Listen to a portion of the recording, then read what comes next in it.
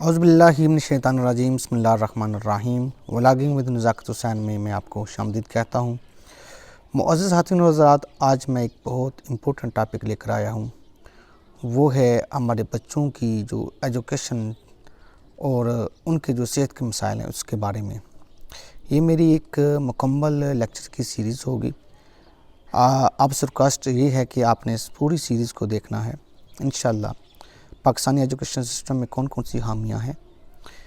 اور کون کون سے مسائل ہیں، ان سب سے آپ بخوبی آگاہ ہوں گے، اور اس سے آپ کو انشاءاللہ بچوں کے بارے میں بہت کچھ سیکھنے کو بھی ملے گا۔ میں اپنی بات کا آغاز اپنے بزرگوں سے کرنا چاہوں گا۔ میں نے دیکھا کہ جو پرانے وقت کے جو لوگ تھے، اگر آپ بھی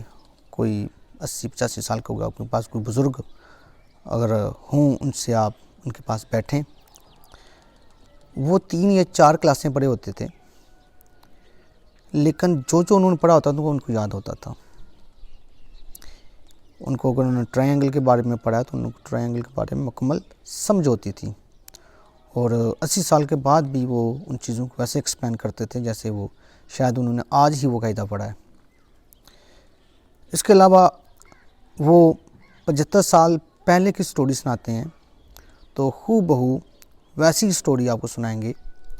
جیسا ان کے ساتھ وہ واقعہ ہوا تھا، حتیٰ کہ جہاں پر انہوں نے کھانا کھایا، کھانے میں مرچیں کم تھیں، زیادہ تھی، تو وہ بھی آپ کو بتائیں گے۔ میں اپنے دادا جی کو جب میں نے دیکھا ہے تو وہ اپنے زندگی کے واقعات سنایا کرتے تھے، تو ٹوٹل ان کو ایک ایک بات یاد ہوتی تھی۔ تو اب یہ سوال ذہن میں آتا ہے، کیا اس وقت ایجوکیشن اچھی تھی؟ اب اچھی نہیں ہے۔ تو ریزن کیا ہے؟ آج تو اتنے اچھے تعلیمی ادارے بھی بن گئے ہیں، اویئرنیس بھی زیادہ ہو گئی ہے، سائنس اور ٹیکنالوجی کا دور ہے، پھر کیوں نہیں ہمارے بچے اس طریقے سے لائق؟ آج کھانا کھاتے ہیں تو شام کو پوچھو کہ کیا کھایا تھا، وہ یاد نہیں ہوتا۔ آج جو کام کیا کل ان کو کوئی پتہ نہیں ہوتا ہم نے کیا کام کیا تھا۔ ان سب باتوں کا ایجوکیشن سسٹم سے ایک لنک ہے، وہ میں ابھی آپ کو بتاتا ہوں۔ آج جو پہلا جو میرا لیکچر ہے وہ بچوں کی صحت کے بارے میں ہوگا۔ دیکھیں، جو ہمارے جو بزرگ تھے نا، ان کی خوراک ان کو اتنی اچھی نہیں ملتی تھی، مطلب زیادہ مقدار میں نہیں تھی، لیکن جو بھی تھا وہ پیور فارم میں تھا، مطلب دیسی غذائیں تھیں، گھی تھا، مکھن تھا، دودھ تھا، چائے نہیں ہوتی تھی۔ اس کے علاوہ باجرے کی روٹی، مکئی کی روٹی، اور فاسٹ فوڈ بہت کم تھے، اور محنت تھی، ایکسرسائز زیادہ تھی ان کی، مینٹلی طور کے اوپر ڈسٹرب نہیں تھے، خواہشات زیادہ نہیں تھی، تو غذا سادہ تھی اور کم تھی۔ شاید ان کو ایک کپڑے کا جوڑا ملا ہے تو پوری عید تک وہی پہنا ہے، عید کے اوپر انہیں لیا ہے، لیکن جو بھی خوراک تھی وہ پیور تھی، خالص تھی، اچھی تھی، نیچرل تھی۔ لیکن اب جو خوراک ہے وہ پیور نہیں ہے، فاسٹ فوڈ ہے، چسکا زیادہ ہے، اس میں صحت کا جو عنصر ہے وہ کم ہے، ہر دوسرا بندہ آپ کو معدے کا مریض نظر آئے گا۔ اچھا، اب اس کا جو اثر ہے جب ڈائریکٹ بچے کے اوپر پڑتا ہے، کیسے پڑتا ہے ابھی دیکھیے گا جی۔ میں بات شروع کرتا ہوں ماں کی صحت سے۔ دیکھیں، اکثر آپ جو والدین ہیں جن کا ہاسپٹل میں چکر لگتا رہتا ہے اپنی وائف کو لے کر، ان کے سب سے پہلی جو وہاں پہ جو ان کی رپورٹ ہوتی ہے، اس میں پہلی رپورٹ میں کیا چیز آتی ہے، وہ خون کی کمی ہے۔ خون کی کمی 8-9 پہ اس کی پی ایچ وغیرہ آگے پیچھے ہوتی ہے، جو کہ 14-15 پہ ہونی چاہیے۔ اب بہت سارے ایسے عورتیں ہیں جن کو چیک اپ کرواتی کوئی نہیں ہے، بہت کم لوگ ہیں جو چیک اپ کرواتے ہیں۔ اب جو ماں پہلے ہی فزیکلی خود وہ کمزور ہے، اس میں کیلشیم کی کمی ہے، اس میں خون کی کمی ہے، اس میں طرح طرح کی وہ بیماریوں میں مبتلا ہے، اس کا علاج نہیں ہے۔ جب وہ بچہ ماں کے پیٹ میں ہوتا ہے تو اس ماں کو اتنی خوراک اچھی نہیں ملتی جتنی اس کو ملنی چاہیے، اس کی اتنی کیئر نہیں ہوتی جتنی اس کی کیئر ہونی چاہیے، اور بچے کا ماں کے پیٹ میں اس طریقے سے معائنہ چیک اپ نہیں ہوتا جس طرح ہونا چاہیے، اور ڈیلیوری کے بعد بھی وہ بچہ اندر سے ہی ماں کے پیٹ سے بہت سارے مسائل لے کر آتا ہے، جس میں خون کی کمی ہو سکتی ہے، کیلشیم کی کمی ہے، دماغی کمزوری ہے، اور مختلف طرح کی اس میں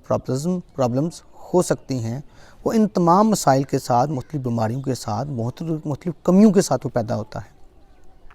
اب پیدائش کے بعد بھی بچے کو اچھی خوراک نہیں ملتی، اس کو کیئر نہیں ملتی، تو اب وہ بچہ جو مزید کمزوریوں کا شکار ہوتا ہے، عمر تو قد اس کا بڑھتا ہے، لیکن جو اس کی دماغی کمزوریاں اور جو اس کی جسمانی کمزوریاں وہ ساتھ ساتھ رہتی ہیں۔ اب وہی بچہ جب اسکول جاتا ہے تو ظاہر سی بات ہے وہ مختلف مسائل سے پہلے دوچار ہوتا ہے، تو اس میں کون کون سے مسائل ہو سکتے ہیں؟ بچہ ذہنی طور کے اوپر کمزور ہو سکتا ہے، اس میں اس کی نظر کمزور ہو سکتی ہے، اس کی جو سماعت کا ایشو ہو سکتا ہے، اس کو کوئی اور مختلف طرح کی بیماریوں کا ایشو ہو سکتا ہے، خون کی کمی ہو سکتی ہے، تو کچھ اس کی جو مینٹل کوئی ڈیزیز ہو سکتی ہے، یا سائیکالوجیکل کوئی پرابلم ہو سکتی ہے۔ وہ مختلف اب جو ہمارے جو ٹیچرز ہیں وہ ایک کلاس کو پڑھاتے ہیں، اگر مثال کے طور کے اوپر ایک کلاس میں 25 بچے ہیں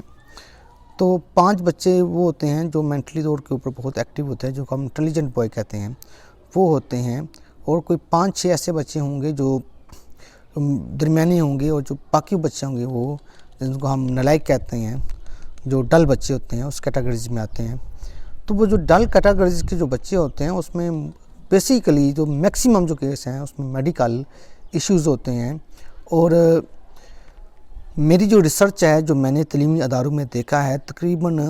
63 سے لے کر 70% ہمارے بچے وہ فزیکلی مینٹلی وہ کمزور ہیں، ان میں کمیاں ہیں، وہ صحت کے مسائل سے دوچار ہیں۔ تو صرف ٹیچرز کو پریشرائز کرنے سے جی ان کو آپ پڑھاتے نہیں ہیں، یہ نہیں ہے، ٹیچر رزلٹ نہیں دے رہے، دیکھیں جی میٹرک کا رزلٹ کمزور آیا، یہ اس کا حل نہیں ہے۔ ایسے وہ ایشوز بچے ہمارے آگے نہیں جائیں گے۔ تو بیسیکلی جو زیادہ پرابلم ہے وہ ہے بچے کی صحت کا مسئلہ ہے۔ اگر ہم بچے کی ایجوکیشن کے ساتھ ساتھ صحت کو اتنی اہمیت دیں جتنی اس کی تعلیم کو ہے، تو میں یقیناً یہ کہہ سکتا ہوں، بلکہ 100% کہہ سکتا ہوں کہ جو رزلٹ ہے، جو ہمیں آؤٹ پٹ ہے، وہ کچھ اور طرح کی ملے، بلکہ بہت اچھی ملے ہمیں۔ تو صرف بچے کو مارنے سے یا اس کے اوپر سختی کرنے سے یا اس کو کتابیں پڑھانے سے وہ بچہ لائق نہیں ہو سکتا، جب تک آپ اس کے صحت کے مسائل کو آپ ڈسکس نہیں کریں گے، کوئی ایسا ادارہ نہیں بنائیں گے جو بچوں کی صحت کے اوپر اتنی توجہ رکھے جتنی گورنمنٹ ایجوکیشن کے اوپر توجہ دیتی ہے۔ سب سے پہلی بات یہ ہے کہ ماں کی صحت کے بارے میں توجہ دی جائے کہ جو مائیں ہیں ان کی کیسی صحت ہے، جب بچہ پیٹ میں ہوتا ہے اس وقت اس کا صحیح طریقے سے معائنہ کیا جائے، اس کے اوپر ایک مکمل ایک علیحدہ سے ادارہ بنایا جائے جو ان چیزوں کو ایڈریس کرے، اور ماں کی بچے کی صحت کے بارے میں وہ مکمل اس کا چیک اپ کرے، اور اس کو مکمل وہیں سے علاج سٹارٹ کرے۔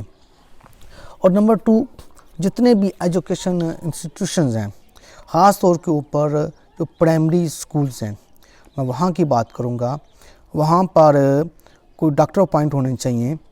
ایک موبائل ہاسپٹل ہونا چاہیے جس میں جو چائلڈ اسپیشلسٹ ہیں یا سائیکیٹرسٹ ہیں وہ ان پرائمری سکولوں میں ویکلی منتھلی وہ وزٹ کریں، بچوں کے ٹیسٹ لیں، سیمپل لیں، ان کی نظر چیک کریں، ان کی جو مینٹل صحت کے بارے میں وہ مکمل ان کو چیک اپ کیا جائے، مختلف جو ان کے مسائل ان کو دیکھا جائے, ان کا مکمل طور کے اوپر چیک اپ ہو, پورا جسمانی چیک اپ ہو, اور اس کے مطابق ان کو میڈیسن دی جائے, ایڈوائز دی جائیں, خوراک کا ان کا بندوبست کیا جائے. تو اس طریقے سے ایک صحت مند معاشرہ بھی پیدا ہوگا, اور ایک بہترین جو ایجوکیشن سے راستہ آپ کو اسٹوڈنٹس ملیں گے. تو صرف ہماری جو گورنمنٹ کی پالیسی یہ ہے کہ ایجوکیشن تو ٹیچر کا اس میں قصور نہیں ہے بنیادی طور پر, اس میں بیسیکلی جو بچے کی جو ہیلتھ ہے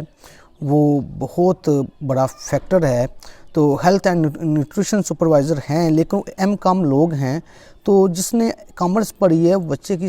کو کیا وہ چیک اپ کرے گا, اس کیا وہ نظر کا معائنہ کرے گا, وہ کیا ان کے ایشو کو وہ ریزولو کرے گا. تو کائنڈلی کہ ایک جو ہیلتھ ڈپارٹمنٹ کو اٹیچ کیا جائے ایجوکیشن ڈپارٹمنٹ کے ساتھ,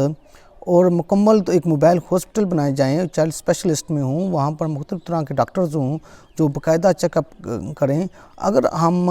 یہ ساتھ یہ توجہ دیں گے بچوں کے میڈیکل پرابلمز کی طرف,